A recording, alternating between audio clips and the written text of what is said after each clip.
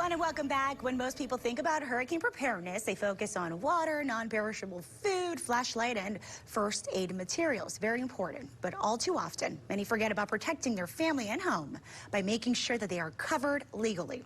Well, joining us today is we have attorney Daniel Weber here. He specializes in condominium and planned development law, and he has the information you need to know to protect yourself financially during hurricane season. Well, Daniel, thank you so much for joining us this afternoon. My pleasure. And, let's start with what are the biggest mistakes that people make when it comes to insurance coverage and hurricanes? Right, yeah, so one of the biggest things is not having enough coverage or not having the right coverage. Right, the number one cause during a hurricane of damage is the storm surge, and most policies don't cover flood. So what you want to do is make sure you have a policy that covers flood. Associations right now are calling us on a daily basis, asking us how they can save money. And most of them are identifying insurance premiums as the big ticket item where they could try to save money. Unfortunately, the law and most communities governing documents will dictate exactly what kind of coverage they are required to have. So we always counsel against our community association clients from trying to cut coverage.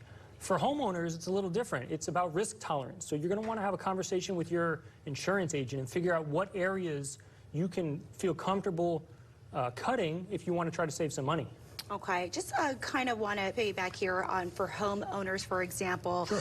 Just dealing with property damage and insurance claims. Let's say something happens and we get that hurricane in our area. What should people do? What's the best thing that you'd like to advise homeowners? So the first thing you're going to do is call your insurance agent. You're going to want to get a claim. It's the old saying, early bird gets the worm, right? The sooner you get the claim in, the faster you're going to be able to get your money and start repairing your life from the unfortunate situation you found yourself in. What should our viewers be doing right now to prepare? Right now, what we want individuals to do is make sure you have your most important items locked away in a safe that can be accessed in the event of fire or water. That's including your life planning documents, your birth certificates, your passports.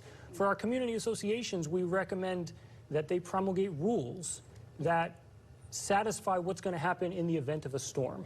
Sure.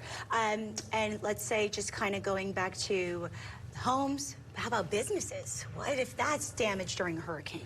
Same thing, you're going to want to contact your insurance agent and file a claim as soon as possible, but preparation in advance is always key. Try to make sure we know the hurricane season is coming.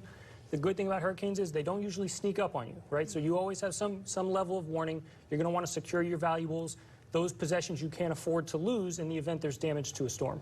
All right, well, that's all the time we have for today. Daniel Weber, attorney here, talking to us about hurricane preparedness. Thank you so much for joining us.